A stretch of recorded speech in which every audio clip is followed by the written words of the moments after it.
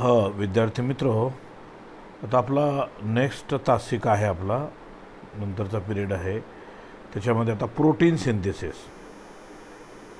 हे बघा इथं कोणता भाग आहे या ठिकाणी, प्रोटीन तयार कसा होतो. आता त्याच्या अगोदर आपण काय पाहिलेलं आहे हे थोडंसं मागचं ओझरतं घेतो तुम्हाला. या ठिकाणी पाठीमागचा आपला जो काही भाग आहे तर रिप्लिकेशन ऑफ DNA काय म्हणतो या ठिकाणी, रिप्लिकेशन ऑफ DNA या शब्दाचा अर्थ असा की एका DNAचे अनेक DNA कसे तयार होतात. इथं हे आकृती इथं बघा, इथं हे बघा, ही एक DNAची मॉलिक्यूल एक हे आहे, चेन आहे, बरोबर आहे. याच्यापासून नंतर कोणता DNA तयार झाला या ठिकाणी ते बघा या ठिकाणी, बरोबर आहे. आता इथं दाखवतो मी, हे बघा इथं एकाचे दोन झाले, बरोबर आहे. इथं जे दाखवले ते बघा, बरोबर आहे. एकाचे इथे आपण जर बघितलं तर एकाचे दोन तयार झाले, राईट. आता दोनचे चार, कळलं तुम्हाला. या ठिकाणी दोनचे चार, बरोबर आहे. यालाच म्हणायचं या ठिकाणी रिप्लिकेशन. यालाच काय म्हणायचं या ठिकाणी, रिप्लिकेशन, बरोबर आहे. एकाचे दोन हे आपल्याला माहीत आहे नाही. मग रिप्लिकेट म्हणजे दुसरं तयार होणे, नेक्स्ट ब्रेकडाऊन त्याच्यापासून तयार होणे. जसं आपण म्हणतो ना पेशीचं विभाजन होऊन, त्याच्यामध्ये दिलेल्या ज्या काही प्रक्रिया आहेत तर ते सगळे त्याचं तशाच पद्धतीचे आहेत. आता नंतरच्या आपल्या या तासिकेमध्ये आता बघा पुढं आपण या ठिकाणी प्रोटीन सिंथेसिस. आता हा एक गोष्ट लक्षात ठेवा, प्रोटीन सिंथेसिस म्हणजे प्रोटीन तयार होणे. काय म्हणून आपण याला या ठिकाणी प्रोटीन कसे तयार होतात हे आपण लक्षात घ्यायचं या ठिकाणी. आता हे सगळ्या गोष्टी आपल्याला इमॅजिनरी आहेत बरं. हे इमॅजिनरी म्हणजे इमॅजिन करायचं आहे. हे सगळं कुठं होतं मग नंतर पेशीमध्ये घडत असतं. ते आपल्याला माहीत आहे. युकॅरियोटिक सेल आठवा, युकॅरियोटिक सेलमध्ये काय असतं, सायटोप्लाझम, बरोबर आहे. सायटोप्लाझममध्ये त्या ठिकाणी केंद्रक, मग नंतर दुसरे असणारे सेल ऑर्गनेल्स, बरोबर आहे. आणि ह्या पूर्णपणे सायटोप्लाझममध्ये दुसरे ऑर्गनेल्स असतात, बरोबर आहे. रायबोझोम आहे, मायटोकॉन्ड्रिया आहे, एंडोप्लाझम, हे सगळे काय असतील दादा. आता आपल्याला त्याचा ते संदर्भ त्याचा नाही आहे. आता उदाहरण समजा या ठिकाणी आत्ता सांगतो तुम्हाला. आता मी या ठिकाणी तुम्हाला इथं थोडंसं ही कल्पना कशी असते तर हे दाखवतो. हे बघा, ही पेशी आहे, इथं पेशी काढून दाखवलं तुम्हाला, राईट. या पेशीमध्ये काय आहे, पूर्ण सायटोप्लाझम भरलेलं आहे. हे बघा मी डॉटेडनं दाखवतो,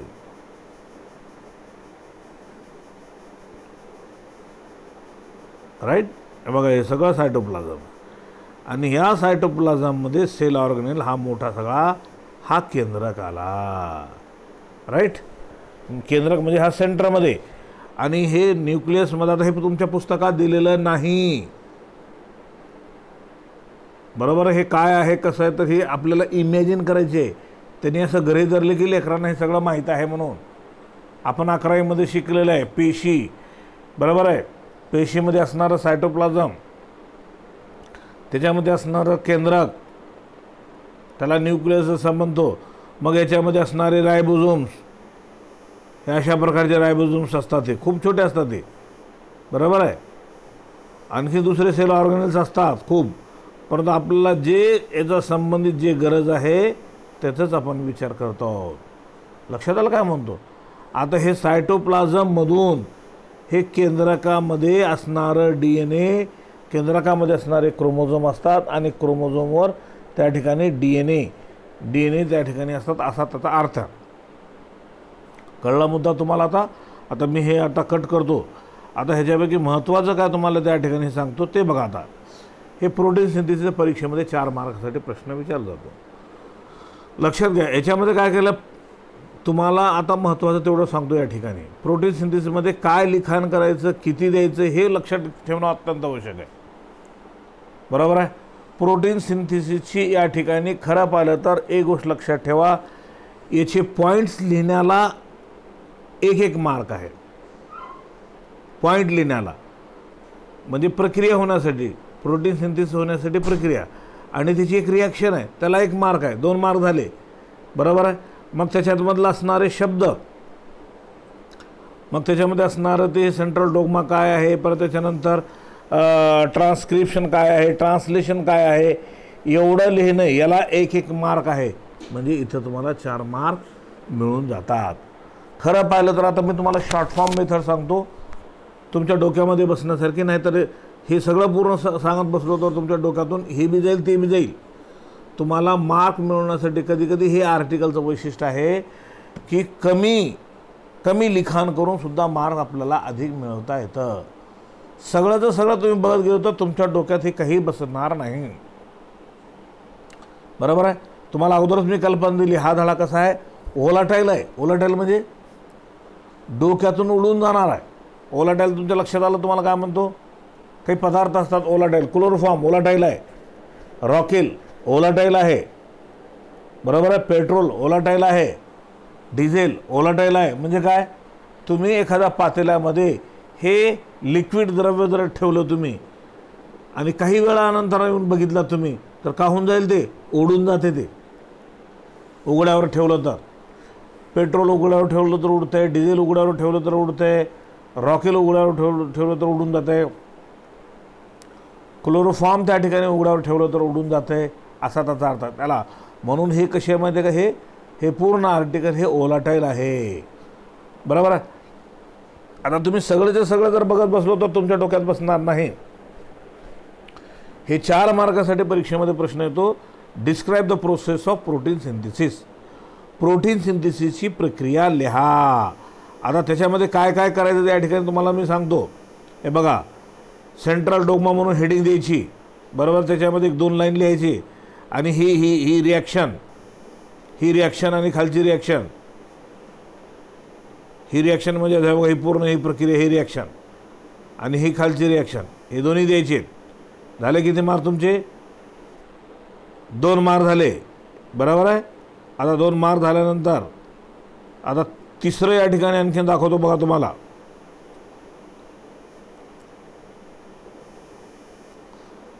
तिसरं या ठिकाणी घेण्यासाठी आपल्याला हे बघा, ट्रान्स्क्रिप्शन हा पॉईंट घ्यायचा.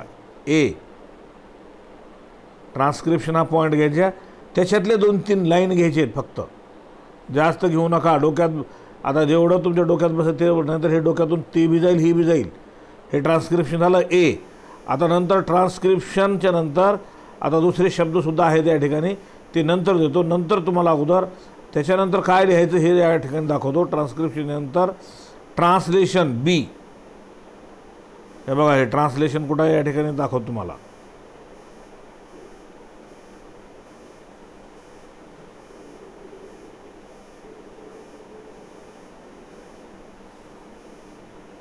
हे बघा, इथं आलं ट्रान्सलेशन, आलं हे राईट. आणि ट्रान्सलेशनच्या नंतर इथं झालं प्रोटीन सिंथेसिस. ह्याच्यातले काही पॉईंट्स घ्यायचे, काय घ्यायचे, कसे घ्यायचे ते सांगतो आणि you will get full mark. कारण आम्हाला इन्स्ट्रक्शन आहेत. काय इन्स्ट्रक्शन आहेत, काय इन्स्ट्रक्शन आहे की विद्यार्थ्यांना हा प्रश्न सोडवण्यासाठी गाईडलाईन आहे. बरोबर आहे.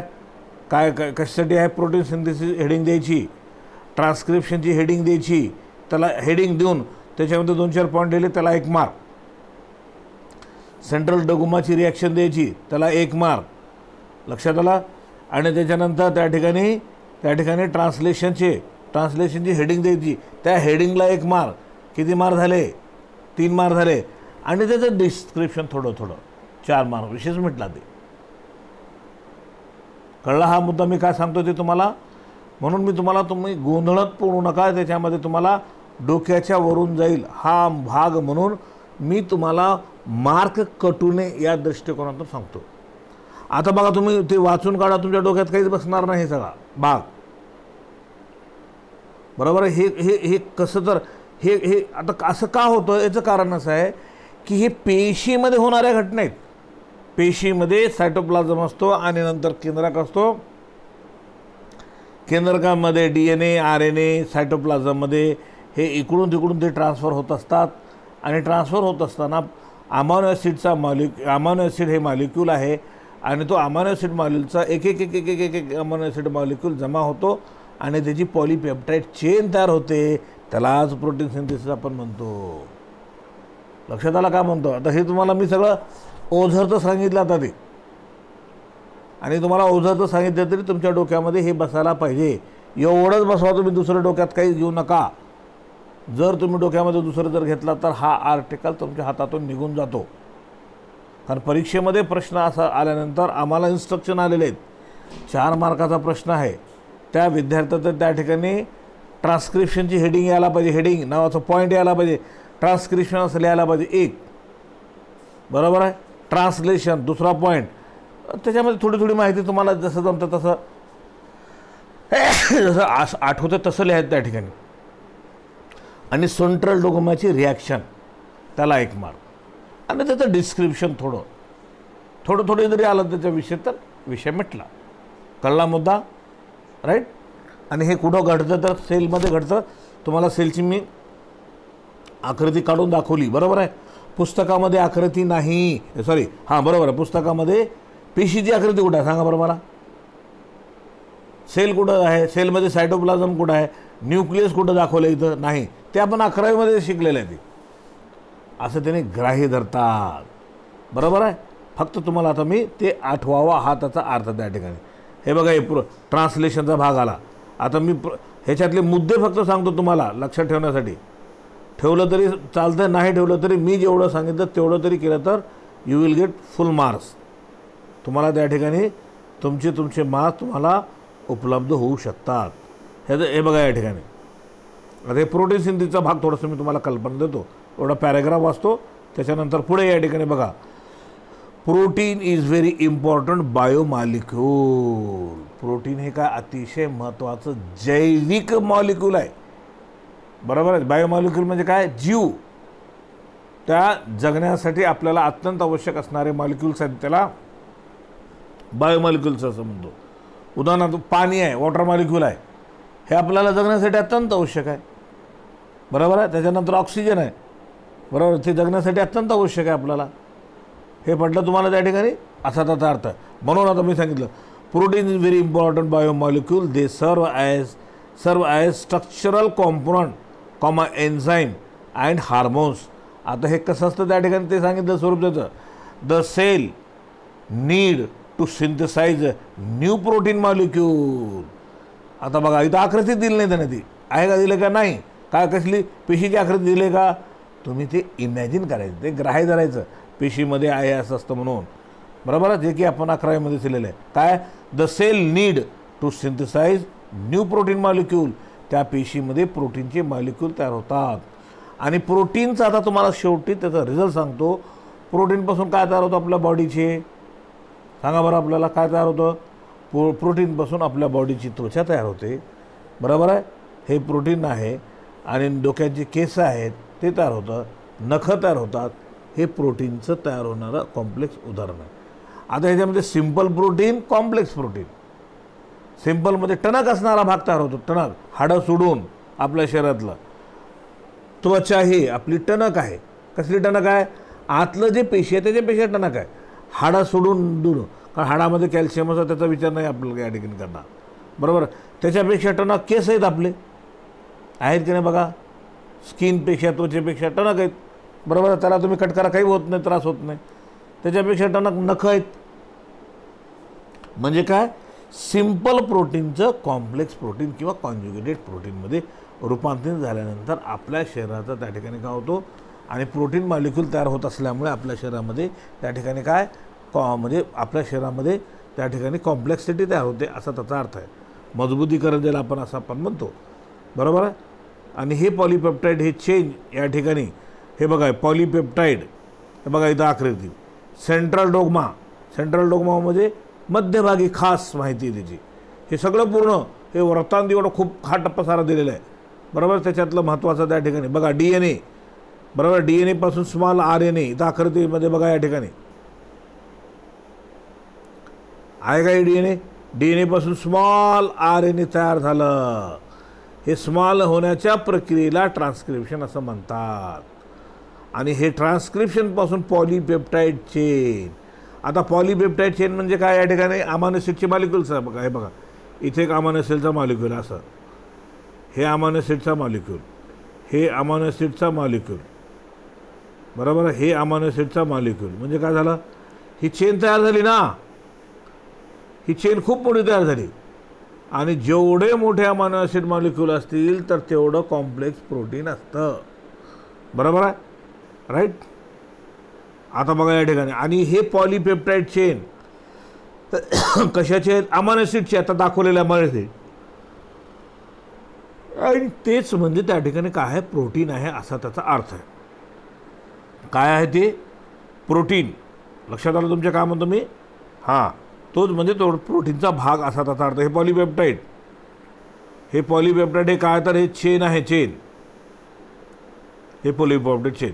आणि अमायनो ॲसिडची पॉलीपेप्टाईड चेन म्हणजे त्याला प्रोटीन सिंथेसिस आपण असं म्हणतो.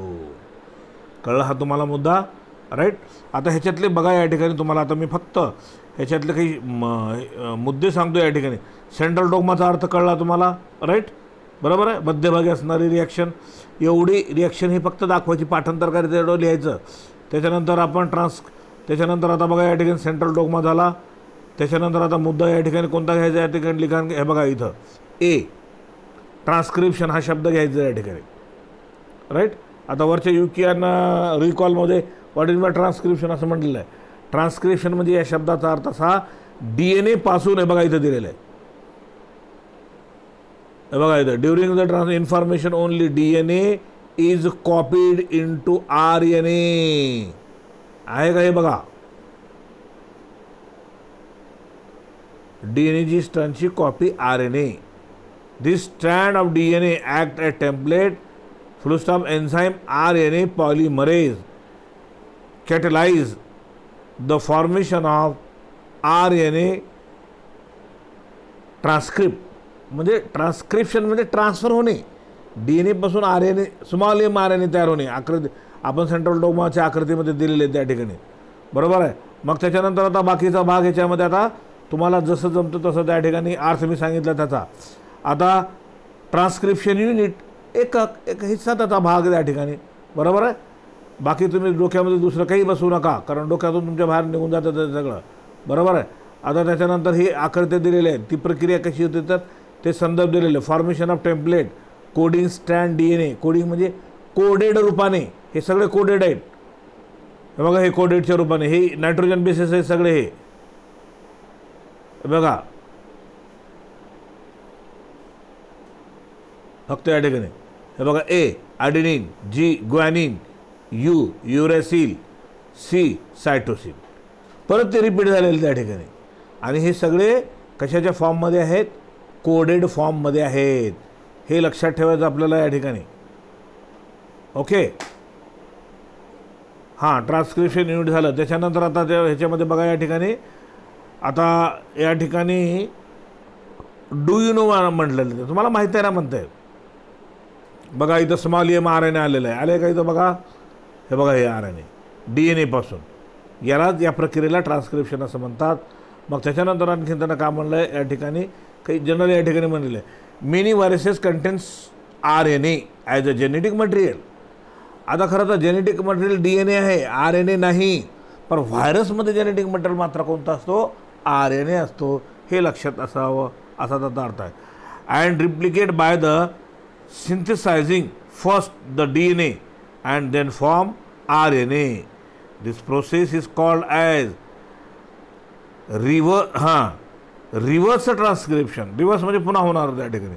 Such viruses are known as retroviruses. बघा, या व्हायरसला रेट्रोव्हायरस असं म्हणतात, ज्या व्हायरसमध्ये DNAचा मॉलिक्यूल ज्या व्हायरसमध्ये जेनेटिक मटेरियल RNA आहे असा त्याचा अर्थ.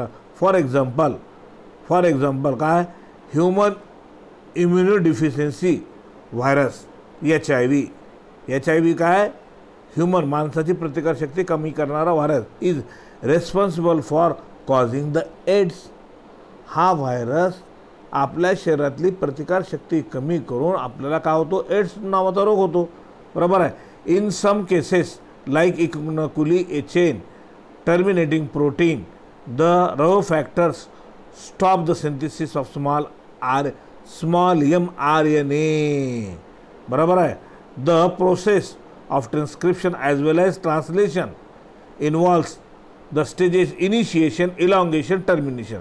हे स्टेप्स आहेत पुढे या ठिकाणी लक्षात ठेवण्यासारखे. बरोबर आहे. आता ते पुढे येणार त्या ठिकाणी तुम्हाला फक्त ते सांगतो त्या ठिकाणी. स्टेप्स म्हणजे इनिशिएशन म्हणजे सुरुवात, इलॉंगेशन म्हणजे लांब होणे, टर्मिनेशन म्हणजे टोकाचं, असा त्याचा अर्थ आहे. ओके. मग त्याच्यानंतर ऑलवेज रिमेंबरमध्ये types of RNA and process of transcription.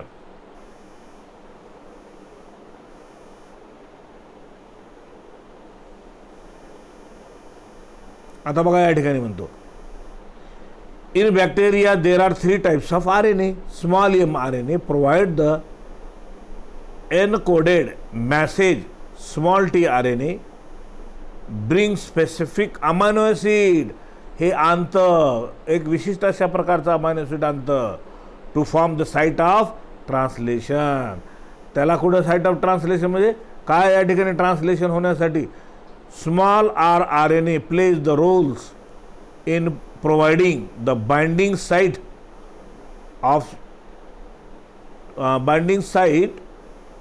to small mRNA. बघा हे बाइंडिंग साईट बांधणी करणे त्याला आपण म्हणतो बांधणी. बरोबर आहे. आता स्मॉल tRNA कसं असतं खरं तर हे बघा हे असं असतं. तुम्हाला दाखवतो जरा. आता तुमच्या पुस्तकात त्याने काही दिले नाही होते काही.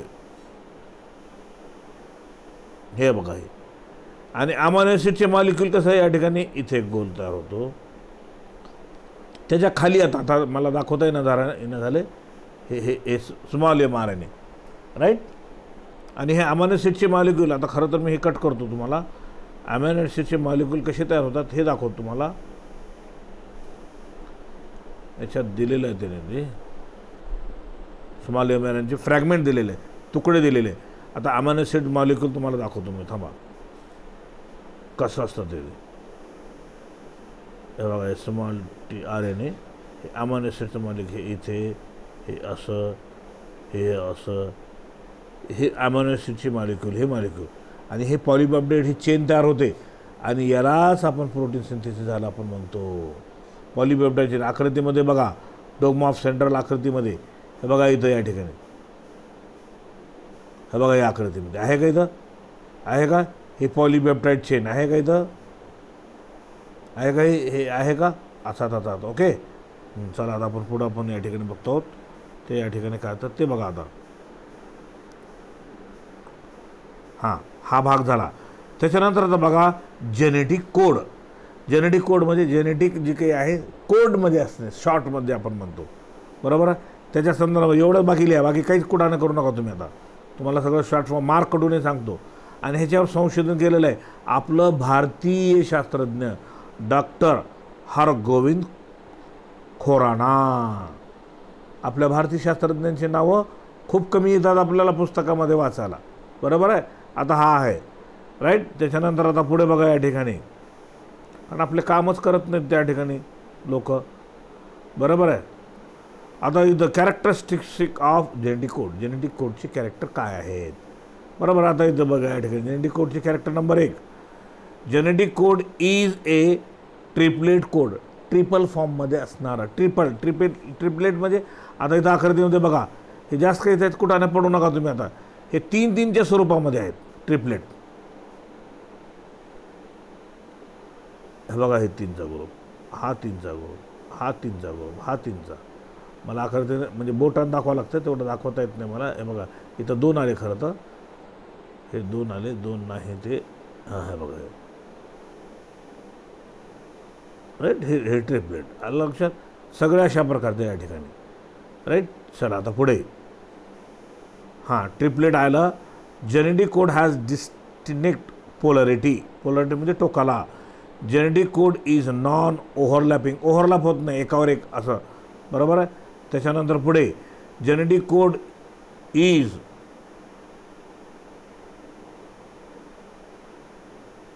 कोमलेस. आता कोमलेस म्हणजे या ठिकाणी त्याच्यामध्ये कोणत्याच प्रकारचा असं गॅप राहत नाही असं त्याच्यात दिलेलं अर्थे. Genetic code has degeneracy. Degeneracy म्हणजे संपणे. Genetic code is universal. हे कुठेही सारखंच आहे काही बदल होत नाही ह्याच्यामध्ये. जगाच्या पाठीवर कुठेही जावा तुम्ही. बरोबर आहे. Genetic code is non ambiguous. Ambiguous म्हणजे त्या ठिकाणी त्याचं एक वेगळ्या अशा प्रकारचं स्वरूप आहे. Initiation of codon and termination of codon, बरोबर आहे. त्याच्यानंतर युनिव्हर्सल आलं, त्याच्यानंतर कोडॉन, अँटी कोडॉन. कोडॉन म्हणजे शॉर्ट, अँटी म्हणजे त्याच्या विरुद्ध असा त्याचा अर्थ त्या ठिकाणी. हे शब्द फक्त लक्षात ठेवायचे, बाकी दुसरं काही करू नका तुम्ही, तुमच्या डोक्याच्या वरून जाईल सगळं. बघा हे कसं तयार होलं तर त्याने त्या ठिकाणी दाखवलेलं आहे. आणि म्युटेशन आणि जेनेटिक कोड. म्युटेशन कशाला म्हणतात, जेनेटिक कोड कशाला म्हणतात. Small tRNA adapter molecule. Adapter म्हणजे स्वीकार करणारा. लक्षात आलं. हे बघा, हे बघा, हे स्मॉल RNA. हे बघा, हे अमायनो ॲसिड. हे बघा, हे अमायनो ॲसिडचा मॉलिक्यूल आहे का इथं. बघा हे आहे का हे. आणि हे RNA बघा दाखवलं तुम्हाला मी RNA. अशा प्रकारचं हे बघा RNA इथं तयार झालेलं आहे. बघा आहे का इथं, आहे काय. उलटं केलं त्यानं ती, बरोबर आहे. मी हे वरचा खालचा वर केलं होतं मी, पण आता इथं हे अमायनो ॲसिडचे मॉलिक्यूल असे तयार होणार. आणि तयार झाल्यानंतर त्या ठिकाणी पॉलिपेप्टाईड चेन तयार होते. आणि त्याच्यामध्ये त्या ठिकाणी बघा, कॅन यू रिकॉलमध्ये आठवताल का म्हणते, why small tRNA is called as adapter molecule. Adapter म्हणजे स्वीकार करणारा, बरोबर आहे. कॅन यू रिकॉल असं म्हणते, आठवताल का तुम्ही. Name the different types of RNA. Name the site of protein synthesis. Protein सिंथेसिसच्या का म्हणतात त्या ठिकाणी, त्या जागेला त्या ठिकाणी, बरोबर आहे. सेंट्रल डोगमध्ये आपण म्हणतो तो which molecule carry the information of protein synthesis from the genes. जीन्समध्ये कोणता molecule, amino acid molecule. Which molecule carry the amino acid from the cytoplasm to ribosome. सायटोप्लाझमपासून रायबोझोम घेऊन जाण्यासाठी कोणता मॉलिक्यूल काम करतो असं त्याने सांगितलेलं आहे. मग एन्झाईम्स, हार्मोन्स अशा प्रकारचे जे काही असतील तर ते मॉलिक्यूल तयार करतात. आता बघा हे ट्रान्सलेशन आहे का. ट्रान्सलेशन म्हणजे ह्या मुद्द्याला आता आपला हा भाग पूर्ण इथे संपतो. तेच प्रोटीन सिंथेसिस आहे. आता ह्याच्यामध्ये फक्त त्याचे पॉईंट लक्षात ठेवायचे. आणि पॉईंट लक्षात ठेवून फक्त एवढं लक्षात घ्यायचं, हे बघा हे तयार होत असणारं इनिशिएशन स्मॉल tRNA सुरुवातीचं, बरोबर आहे. आता बघा इथं एक अमायनो ॲसिडचं मॉलिक्यूल इथं एक आलेलं आहे, इथं 2 आलेले आहेत, या ठिकाणी इथं अनेक आलेले आहेत. हे बघा इथं या ठिकाणी आहे का. हे बघा मी तुम्हाला दाखवलेलं या ठिकाणी इथं आलं का. हे स्मॉल पॉलिपेप्टाईड चेन तयार झाली का. हे बघा इथं आहे का. हे अमायनो ॲसिडचे मॉलिक्यूल आहे ना हे. आणि अशा पद्धतीने हे पॉलिपेप्टाईड चेन तयार होणेच म्हणजेच या ठिकाणी आपण काय म्हणू, आपण या ठिकाणी काय म्हणू, याला प्रोटीन सिंथेसिस असा त्याचा अर्थ त्या ठिकाणी झाला. आता बघा या ठिकाणी आता पुढचा भाग आता या ठिकाणी इथे या ठिकाणी आपण हा भाग इथे संपवून टाकूया. आणि नंतर आता याच्यामध्ये ऑपरंट कन्सेप्ट हे काय आहे, बरोबर. आणि त्याच्या अगोदर रेग्युलेशन ऑफ जीन एक्सप्रेशन, जीनचं कसं एक्सप्रेशन होतं त्याने सांगितलेलं आहे. आता ऑपरंट कन्सेप्ट हे आपण नंतरच्या तासिकेमध्ये पाहू. I will stop here. Okay, धन्यवाद.